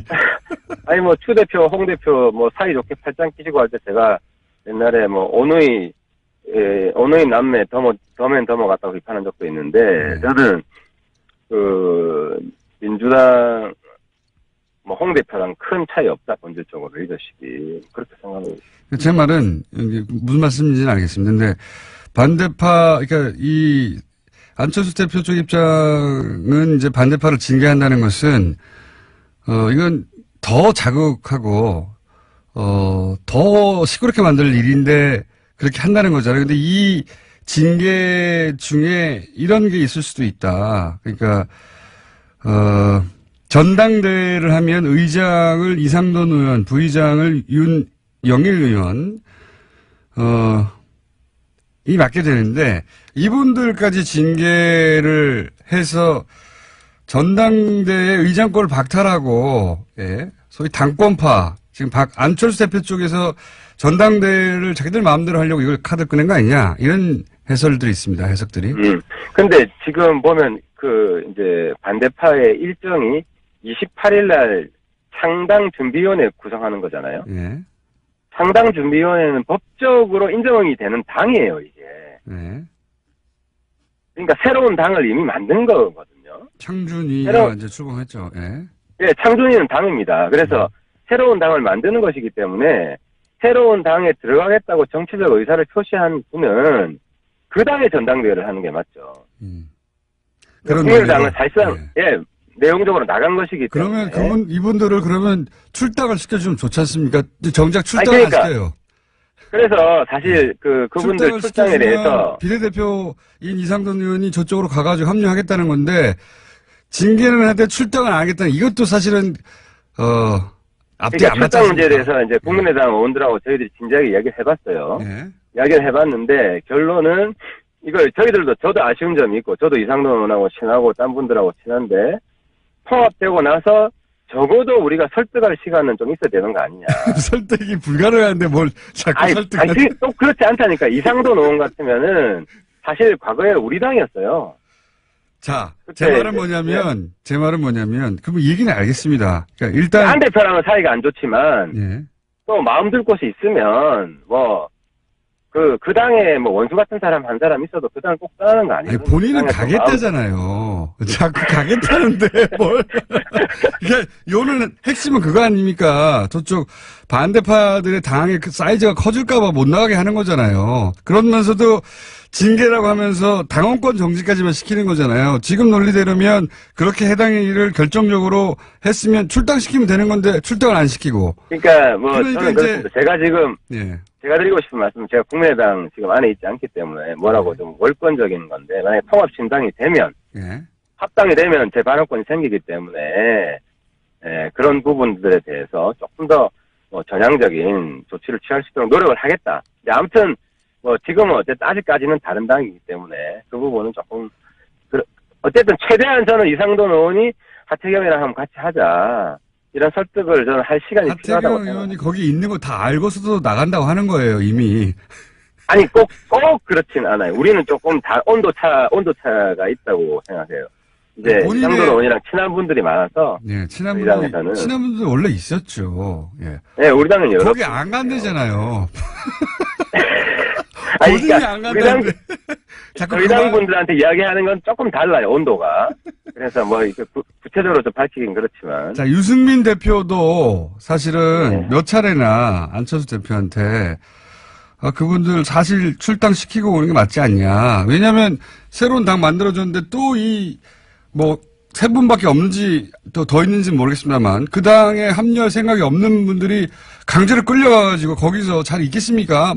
계속 당 내에서 여러 가지 문제 제기하고 그러면 시끄러우니까 그럼 정리하고 오라고 유승민 대표는 입장을 낸 거잖아요. 그죠? 그게 맞죠? 예, 공개적으로 사실 요구했죠. 요구했고, 그 문제 가지고 계속 협의를 해서, 저희들도 일단은 조금 더 목소리는 안 내는 쪽으로 방향을 잡았습니다. 그건 이제 제가 조금 전에 말씀드린 그런 이유로, 우리도 조금 설득할 시간을 가져보자. 그러면 만약에 출당 안 해주면 방법이 없으니까, 세 분인지 또는 더 많은지는 모르겠으나, 최소한 세 분이, 본인의 의사와 다르게 통합되는 신당에 이제 소속이 되었어요. 근데 이분들이 그때도 계속 나는 여기 있지 못하겠다. 출당시켜달라. 요구하면 어떡합니까? 그때. 그때는, 그러니까, 그렇게 해서 저는 어느 정도 이제 저희들이 설득하고, 다시 이제 이야기할 시간을 좀 가지고. 그게 며칠이나 필요합니까? 지금 이야기하기는 그렇고요. 네. 자, 알겠습니다. 뭐 상대 이제 반대파들이 만들 당이 잘 안 되길 바라는 건 당연하죠. 당연한데 이건 네, 그쪽에 가면 미래가 없습니다. 그렇잖아요. 그거는 그 개별 의원들이 각자 판단할 일이죠. 그거 대신 판단해 줄 일은 아니지 않습니까? 아니 근데 그분들도 그렇게 생각할 거예요. 그래서 의원들 간대잖아요. 실제로 이제 민주당 가려고 한다. 네. 다수가 그쪽에 민주당에서 받아주는 분도 있고 안 받아주는 분도 있기 때문에 민주당에 가려고 한다는 의혹도 강하게 가지고 있고 민주당 의원 숫자 늘리게 해주는 거는 그건 사실 해당 행위죠. 자, 그거는 이 개별 의원들이 스스로 판단할 일이고 나간대지 않습니까? 자꾸 나가면 그러니까 그 판단은 다르다는 거예요. 원래 비례는 당 몫으로 배정이 된 것이기 때문에 정말 부득불이하고 신사적으로 될 때만 이제 서로 정치적으로 타협이 될 수 있는 것이지 원칙적으로는 안 내보내주는 게 맞아요. 근데 이제 저희 당에서는 그나마 좀 신사적으로 이야기를 해보려고 최대한 한번 설득할 시간을 가지자는 겁니다. 자, 그건 알겠고요. 지금 반대 그 파에서는 이제 통합 반대 또는 뭐 합당 반대파에서는 자신들이 열석은 물론이고 그 이상도 확보되어 있다 이렇게 얘기하고 있거든요. 근데 이제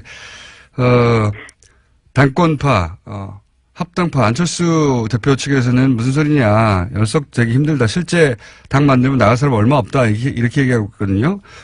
의원님은 어떻게 파악하고 계십니까? 그러니까 이제 저는 의석수가 중요한 게 아니라 거기 당은 제가 볼 때 지속 가능하지 않다. 그러니까 예를 들어 안철수 유승민 둘이 합치는 것만으로 지속 가능할 거냐 비판을 많이 받잖아요. 물론 둘이 경쟁하고 뭐 갈등이 있을 수가 있죠. 근데 제가 볼 때는 그쪽 당은 박정천 세 분이 계시고 그 세 분이 한 목소리가 되겠느냐. 그리고 이선을 후퇴하라고 하는 젊은 의원들이 있고 이게 단일 정당으로 존속 가능하겠느냐. 그래서 알겠습니다. 거기는 나가더라도 어차피 핵분열 될 수밖에 없다고 보는 거예요. 그러니까 그 당의 걱정은 그 당이 알아서 하게 하시고 그러니까 그 말은 예. 이 의원들이 그 당의 미래를 보고 가는 것이기 때문에 예. 그 안에서 다시 핵분열에 대해서 또 추한꼴을 보인다. 이런 게 충분히 예측이 되는 상황에서 쉽게 옮기려고 하겠느냐 하는 겁니다. 그래서 통합신당이 예. 그러니까 결과적으로 통합신당이 저는 많이 남을 거라고 봅니다. 몇 석 많이 남을 거라고 보고 열석 기준으로 얘기해보죠. 열석 이상이다 이하다. 저는 뭐 한 10석 전후 그러니까 맥시멈 열석. 맥시멈 15석. 맥시멈 15석이 많은 거죠. 아니 그러니까 최대 15석이고 제가 볼 때는 평균 정도 해서 뭐 9석, 10석. 지금 바른정당 규모 아니겠느냐. 만약에 15석이 되면 여기에 비례대표 3명 합치고 한두 명만, 2명만 더 하면은 교섭단체입니다. 예. 그러면은 사실. 그러니까, 마이너스 이게 통합이라는. 교섭단체로서. 예. 그거는, 아무튼, 앞으로 보시면 알겠지만, 교섭단체로서 유지되기 쉽지 않습니다. 알겠습니다. 지방선거 후보를 못 낼 거예요. 그 정당. 후보를 못 낼까. 그 이해했고요. 깊은, 큰 바람이 담긴 전망 잘 알았고요. 그러니까 10석 전후에 불과할 것이다. 아무리 많아도 15석. 근데 이제 본인 전망으로는 뭐 8, 9석 이 정도가 되지 않겠는가 현실적으로는. 자 그러면 예 그렇습니다. 만약에 15석 쪽으로 가까워졌다. 그럼 어떻게 하실 겁니까? 염색하시나요? 이번엔 진짜로? 아니 근데 그 염색은 아무튼 너무 우리 그때 염색한 약속이 딴 거였잖아요. 무슨 박근혜 정부 때 댓글 나왔냐 이거 같은데 그건 한번 결판 내고 가야 될 지금 타이밍인 것 같은데요. 염색은 이미 하셨어야 해요. 그거 아니 그게 아니고 댓글 국면이 넘어가지고 다스로 확 바꿨고 요즘 또 특활비로 확 바꾸고 있는데 진거나 진배 없어요. 진배 없는데 아무튼 그거는 명백한 걸로 하반지 하죠. 안 보고 자, 하반지 안 보고 예. 15석이 맥시멈이라고 하셨으니까 14석에 걸까요? 14석 이상이면 그거는 다음 주에 우리 얼굴 마주보고 합시다. 지금 전화로. 하지만 마지막으로 여쭤보겠습니다. 예. 최근에 동계올림픽 관련해서 여러 가지 이제 논란들인데 그 중에서 나경원 의원이 IOC에 항의 서한을 보낸 사안, 예, 국회의원이 직접 행동한 건 이거니까 요 행위에 대해서는 어떻게 생각하십니까? 나경원 의원도 지금 어쨌든 IOC에서 통과됐잖아요. 통과된 마당에 이걸 철회하라고 하진 않을 것 같고요. 근데 저도 사실 여기에 대해서 불만을 표출했는데 젊은이들이 지금 많이 지금 분위기가 찬 이유가 과정이 불공정해요. 예. 그러니까 예를 들어 수능 시험도 시험 제도가 바뀌려면 3년 전에 바꾼단 말이에요. 준비할 수 있게. 근데 이번 거는 룰이 그 젊은이들 입장에서 보면 룰이 한 달 전에 바뀐 거예요. 예. 그러려면 최대한 젊은이들의 그 아픈 가슴들을 치유해 주려고 노력을 해야 되는데 그런 노력도 소홀했어요. 그래서 청와대도 그 부분 반성을 했잖아요. 자, 그건 국내 정치고 제 말은 그 점에 대해서는 의원님 말씀에 공감하시는 분도 많이 있을 수 있는데 제가 지금 여쭤본 질문은 그걸 이제 밖으로 끄고 나서 IOC의 단일팀을 반대한다는 서한을 대한민국 국회의원으로 보낸 사안, 요 사안에 대한 논평이 궁금합니다. 그 부분은 저는 과거부터 그랬는데 의사는 표명할 수 있다고 봐요. 하지만 결정된 상황에서는 승복하는 게 맞다. 어쨌든 이견을 표명했고 IOC에서 결론을 내렸잖아요. 그래서 나경원 의원이 이제는 IOC 의견에 승복한다. 그동안 과정에 여러 가지 문제점들이 있었지만 이제는 단일팀 성공시키기 위해서 같이 노력하자. 그리고 정부도 우리 젊은이들의 아픈 마음을 치유해주기 위해서 노력하자. 이런 식으로 상생으로 풀 때다. 저는 그렇게 생각합니다. 자, 오늘은 전화니까 여기까지만 하고요. 예, 광주에서 고생하시고 광주에서 어떤 대우를 받는지는 다음 주에 오셔서 말씀해 주십시오. 감사합니다. 예, 감기 조심하세요. 네, 바른정당 하태경 최고위원이었습니다. 자, 불친절한 AS. 이정률 판사님 직접 또 나오셔서 오늘 첫 순서를 열어주셨고 관련해서 문자가 많이 왔네요. 예, 또 나와달라, 사이다다. 너무 웃기다, 공장장. 재판 대진이 좋았다니, 예. 불패 비자. 알고 보니 대신 운이 좋았다는, 판사님의 지적이 있었고요. 예. 흥부자 커플 같다, 문자 굉장히 많이 왔습니다. 그리고 법원 직원입니다. 라고 문자를 보내신 분들도 있습니다. 법원 직원분들도 방송 많이 들으시나 보네요. 법원은 사방이 현재 적폐입니다. 그리고 사법부가 아니라 죽을 사자 사법부였어요. 이런 문자. 법원 내에 근무하시는 분들은 아마 저희가 느끼는 것보다 훨씬 더 심각하게 느끼시고 또 그동안도 문제가 많았다고 실감하고 계셨었나 봅니다. 그게 이제 문서로 확인되니까 화가 나시나 봐요. 국민 서명운동 해야 한다. 판사들이 양승태 전 대법원장을 고발할 수는 없나 등등 굉장히 문자 많이 왔네요. 예. 저는 66세입니다. 정치의 지읒자도 잘 모르다가 뉴스가 귀에 쏙쏙 들어옵니다. 공장장 너무 감사. 예.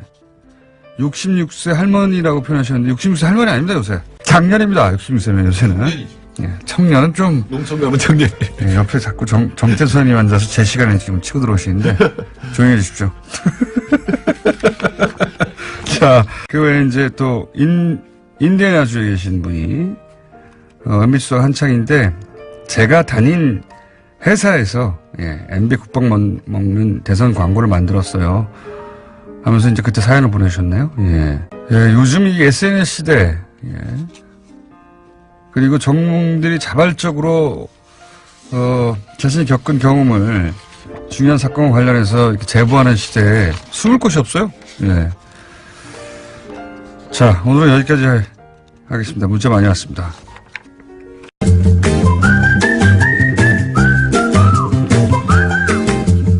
오랜만입니다. 그동안 독감으로 못 나오셨던 칼 플라라니 사회경제연구소 정태수 소장님 나오셨습니다. 안녕하십니까? 네, 안녕하세요. 네. 소장님이 연속 2주 못 나오셨죠? 네. 3주째 나오셨는데 소장님 어디 갔냐는 문자가 안 왔어요. 네네. 그런데, 위력은 대단합니다. 제가 1월 3일 날 어머니 모시고 어딜 가느라고 가다가 주유소에서 기름을 넣었거든요. 네. 근데 제가 딱 그 얘기, 가득 채워주세요. 5글자를 얘기했는데, 그 주유하시던 분이 혹시 라디오 출연하시잖아요. 목소리. 목소리만 듣고. 가득 채워주세요. 5글자 갖고, 그래서 주유하다 말고 나와서 사진 찍었어요, 그분하고. 근데 그분 얘기가, 그분이 이제 거기서 아르바이트 하시는 분 같은데, 최저임금 같은 걸로 도와주셔서 감사하다고. 자. 그래서 오늘 최저임금 이슈가 정해졌군요. 아, 그런가요? 이번 주 주제는 최저임금 최저임금 관련해서 이제 그 보수 매체들이 사실은 공격을 뭐 거의 한 2주, 3주 연속으로 지속적으로 했어요. 야, 큰일 났다. 우리나라 망하게 생겼다. 막 자영업자들 다 죽었다. 뭐 이런 식의 보도를 쏟아냈는데 그래서 최저임금 관련한 얘기를 좀 다뤄보겠는데 최저임금을 올리자 그 야 3당도 일제히 공격을 했죠. 그래서 우선 요 얘기부터 한번 들려드리겠습니다. 그러니까 지금 안철수 대표, 홍준표 대표, 유승민 대표 모두 최저임금에 대해서 이제 문제 삼고 있는데 이분들이 다 공약이었어요. 그렇죠. 예, 기억 안 나시는 분들을 위해서 저희가 오마이 TV에서 제작한 요 공약이 어떻게 발표되었고 그리고 최저임금 인상안이 발표되자 어떻게 입장을 바꿨는지 잠깐 들려드리겠습니다. 핵심만. 저는 반드시 임기 내 10,000원 이상으로 올릴 겁니다. 최저임금 사태는 문재인 정부 불통의 현주소입니다. 자, 내용이 급하게 나가서 놓치신 분들을 위해서 잠시 말씀드리면 저는 거짓말을 하지 않는다. 반드시 지킨다. 최저임금 1만 원으로 만들겠다 했는데 이제 최저임금이 올라가자 이 문재인 불통의 현주소라고 안철수 대표가 말씀하시는 게 나간 거고. 자, 다음 홍준표 대표. 최저임금 1만 원 실현 기호 2번 홍준표. 최저임금까지 급격히 올리고 있으니 이래서야 경제가 살아나고 일자리가 생길 수가 있겠습니까? 네, 마찬가지입니다. 네, 공약이었는데 최저임금이 올라가니까 경제가 죽고 일자리도 없어진다. 최저임금이 올라가니까 일자리가 없어진다. 이렇게 표현했습니다. 한마디로. 자, 유승민 대표도 마찬가지입니다. 지금 이 상황에서는 최저임금 인상만이 거의 유일한 해법입니다. 최저임금이나 근로시간 단축이나 정책 절하를 하기를 촉구를 합니다. 자, 유승민 대표도 마찬가지입니다. 거의 유일한 해법이다. 그러면서 이제 유승민 대표는 좀 더 구체적으로 공약을 했어요. 안철수 대표는 임기 내라고 2022년까지죠. 그렇게 되면. 유승민 대표는 2020년까지 10,000원. 근데 이제 지금처럼 급격히 올리면 안 된다고 그랬는데 20년까지 10,000원 올리려면 매년 한 15% 정도 올라가야 돼요. 네. 네. 급격히 올라가야 됩니다. 사실은 당시에 5명의 후보가 3년이냐 5년이냐의 차이가 있었지 다 10,000원까지 올린다는 약속을 했죠. 그렇죠. 둘 중에 하나잖아요.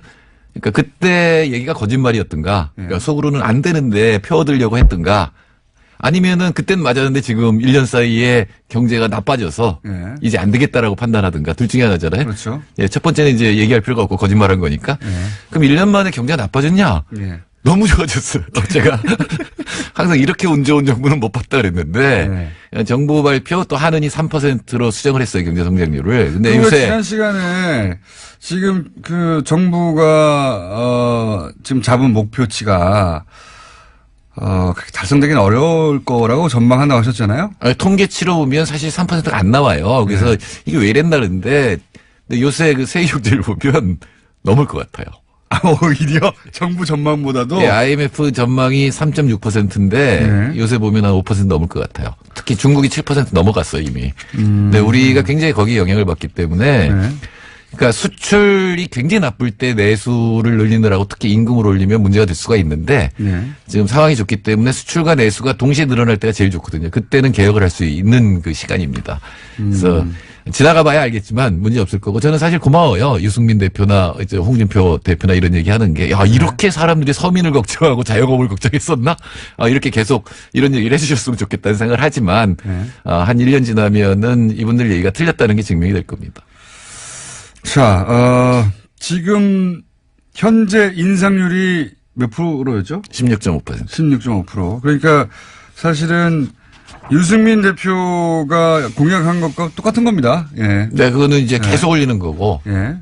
네, 지금 이제 문제는 유승민 대표가 공약했던 수준의 인상률인데 이제 지금은 이제 급격히 올린다고 이제 표현하고 있어요. 예. 예, 걱정하는 게 반청년 반서민 정책이라고 지금 주장하시잖아요. 그거 맞는 얘기일 수도 있는데 그렇게 청년과 서민을 걱정하시는데 청년들은 노동시간을 줄일 거예요. 최저임금이 올라가면. 그러니까 보통 이제 걱정하는 거는 임금이 올라가면 노동시간을 늘릴 것이다라고 하는 게 경제학의 그래프상의 문제인데 가령 대학 등록금을 마련하는 대학생 입장에서 보면 최저임금 단가가 올라가면 등록금 마련하면 노동시간을 줄이지 그거 돈 더 벌겠다고 계속 노동에서 공부 시간을 줄이진 않잖아요. 그런 측면도 있습니다. 예, 그래서 아마 고용상의 문제는 없을 거고요. 또 하나는 이건데 우리 중소상공인 입장에서 꼭 대학생만 있는 게 아니니까. 네네네.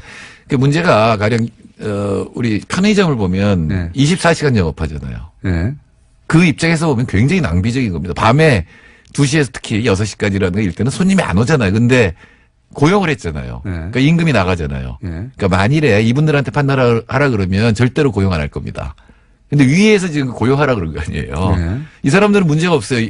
노동 시간을 느리건 줄이건 자기들한테 오는 거는 매출만 늘어나면 되잖아요. 네. 근데 이게 모든 하나만 그렇게 하면 매출이 늘어날 텐데 모든 데가 다 하면 매출이 늘어날 리가 없죠. 네. 그러니까 그때 10개가 더 팔리는데 10개 상점이 다 하면 한 개씩만 더 팔릴 거 아니에요. 예, 예. 그러니까 늘어나는 거 없이 임금만 나가니까 이 편의점 어려운 거잖아요. 예. 그건 영업 안 하면 되는 거잖아요. 네. 근데 영업 안 할 수도 없습니다. 아니 그게 왜 영업을 안 할 수도 없느냐면 위에서 그렇게 하라 그러니까 그렇죠. 왜냐하면 위에서는 10개 더 팔리는 게 자기한테 그냥 이익으로 가는 거 아니에요. 제 말은 임금을 자기들이 내는 게 아니잖아요. 네. 근데 제 말은 실제 편의점뿐만 아니라 자영업자들, 예. 소규모 자영업자들 같은 경우에 이제 뭐 치킨집을 한다든가 이런 경우에 아르바이팅 써야 되는데 이렇게 되면 한 달에 뭐 한 200여만 원 주다가 250여만 원 될 수도 있고 뭐 이런 얘기들 한단 말이죠. 어렵다. 근데 제가 그 얘기를 한 거예요. 네. 영업시간을 줄이고 모두 같이 줄였다. 네. 라고 하면 치킨을 12시 시킬 걸 미리 시키든가 할 거 아니에요. 네. 미리 산다고요. 그러면은 판매량에는 변화가 없이 노동시간은 줄었잖아요. 그건 생산성이 올라간 거예요. 자영업 입장에서는. 그게 지금 해법은 일하는 시간을 좀 줄여라 전체적으로. 그러니까 일하는 시간을 줄이듯이 이렇게 생산성이 올라가는 방법들이 나온다는 거죠. 앞으로 이렇게 가면. 예, 물론 아르바이트 하는 쪽에서는 노동 강도가 강해졌다고 얘기를 할 수가 있겠는데 대신에 단가가 올라간 거잖아요. 시급이. 그러니까 그런 식으로 해서 생산성 향상분이 이 임금 올라간 거를 흡수하는 게 분명히 있거든요. 그게 실제 이런 예, 현실에서 일어나는 일입니다. 실제 이런 정책을 쓰게 되면 결국 그런 방향으로 가게 됩니까? 네. 그리고 전체 수요는 아까 말씀드린 듯이 경제가 좋기 때문에 전체 수요 늘어나요. 그렇기 때문에 생산성 향상분하고 수요 증가분 때문에 현재는 이 충격이 다 흡수될 수 있는 그런 거다. 정도의 예, 그리고 이게 상황이다. 전 세계적으로 여태까지 최저임금을 올렸을 때 네. 어떤 일이 벌어지느냐는 고용에 효과가 없다. 네. 그러니까 늘어나지도 않고 줄어들지도 않는다. 였고 네. 그다음에 그게 전 세계적인 사례다. 예, 여태까지 수천 개의 사례를 학자들이 연구를 했거든요. 근데 최저임금이 이만큼 올랐을 때 그러면 각국의 경제 상황은 조금씩 다르겠지만 각국에 미친 영향을 사례를 연구해 보면 네, 90% 이상이 고용에 영향이 없다예요. 고용 영향 사실은 예, 없다. 예, 그 생산성 흡수를 하거든요. 생산성을 향상시켜서 흡수를 하는 게 작용을 하기 때문에 고용에 영향이 없습니다. 그러니까 그건 뭐 지금 제가 자신 있게 얘기할 수 있는데 더구나 경제가 좋아져요. 그래서 문제가 없을 겁니다. 게다가 정부가 지금 일부 지원해 준다는 거 아니겠습니까? 네네, 이거는 혹시나 그렇게 생산성 향상이라든가 이런 게 흡수하지 못하면 진짜 어려울 수 있으니까 일부 이제 지원을 해줘서 그 충격을 흡수해 주겠다는 거거든요. 자, 그러면 이제 정책 입안자의 관점에서 그리고 이제 지금 그 소장님처럼 전 세계 사례를 그동안 연구해 온 연구자의 입장에서 개별적으로는 어떤 집은 조금 더 힘들고 어떤 집은 덜 힘들 수 있지만 업소가 경제 전체로 보자면 결국은 이 정도 다 흡수하게 되어 있다. 그리고 그러니까 어쩌면은 이 자영업자나 이런 쪽에서 그동안의 비합리적인 일들이 있잖아요. 제가 말씀드린 밤새 영업. 식당이나 뭐 이런 데서 밤새 영업하는 건 사실 굉장히 비효율적인 거거든요. 임금이 너무 낮기 때문에 그런 일을 했던 거예요. 어떻게 보면. 24시간 예를 들어서 가게를 했는데 어떤 가게가. 네. 그러면 이렇게 되면 보다 효율적인 운영을 하도록 바뀌게 되어 있다. 네. 물론 소비자 입장에서는 아무 때나 사던 거 못하게 되겠죠. 네. 그거는 3시간 문 닫는다든가 24시간. 네, 근데 그게 정확하면 3시간 전에 살 거 아니에요. 그러니까 그게 사실 유럽에 가면 6시 되면 다 닫잖아요. 불편해요. 불편하죠. 한국에 살다가 그게 불편한데. 한국에 그거는 살다가 거기 가면 이 사람들 왜 이렇게 일찍 문 닫아 이렇게. 네, 이거야말로 이제 우리가 판단할 거예요. 우리가 어떻게 행동하는 게 남들한테도 이익이고 나한테도 좋은 일인지. 이 말씀은 이런 거네요. 그러니까 결국은 이제 그 임금이 조금씩 더 올라가고, 예. 그게 이제 자영업자의 관점에서 당장 힘들어 보이지만 결국은 효율을 더 높이고 혹은 삶의 방향도 좀 바꾸게 되고 점점 그 방향으로 가는 게 맞지 않냐. 네, 그러니까 1인당 GDP 3만 달러의 삶이라는 거는 예. 지금처럼 살면 안 돼요. 못 살아요, 그렇게 하면. 그러니까 외국에 가서 불편한 것 중에 하나는 거기 임금이 너무 높기 때문에 우리한테 지금 제공되는 서비스가 제공 안 되는 거거든요. 밤에 막 주문해도 막 오고 이거는 사실 이제 없어져야 되는 어떤 상황이라고 봐야 되는 거지. 그러니까 소비자들이 약간의 불편을 감수하면 최저임금의 효과는 그 충격파는 없을 것이다라는 게 제 생각이고. 그러니까 내가 조금만 불편하면 다 같이 불편한 게 아니라 그게 정상인 거고 남을 생각하는 삶에 우리 익숙해졌으니까요. 근데 예, 너무 어떡합니까? 익숙해졌죠. 예. 아무 때나 배달하고 24시간 식당도 막 있어야 되고. 네, 임금이 너무 낮아졌기 때문에 그런 게 가능한 거죠. 그게 좀 올라가면 그런 정도의 불편 같은 거는 감수해야죠. 자, 근데 이제 개별적으로 힘든 분들의 이제 인터뷰를 따서 최저임금으로 다 망하게 생겼다고 하는 것도 과장이긴 하지만 그건 과장입니다. 분명히 정치적 목적을 가지고 이제 보수 매체들이 그렇게 공격하고 있는데 거꾸로 이런 정책, 그러니까 지원하는 정책 효과 냅니까? 네. 그러니까 과도기적으로는 효과가 있을 수가 있죠. 근데 전체적으로는 충격이 흡수되는 동안 지원될 수가 있는 거고요. 저는 또 정부가 이 지원하는 것도 신청하게 하지 말고 그냥 통장에 그냥 집어넣어줬으면 좋겠어요. 이미 다 파악하고 있을 거 아니에요? 알겠습니다. 집어넣어주고 거기에 대해서 불만 있는 사람들이 더 달라고 하든가 이렇게 하면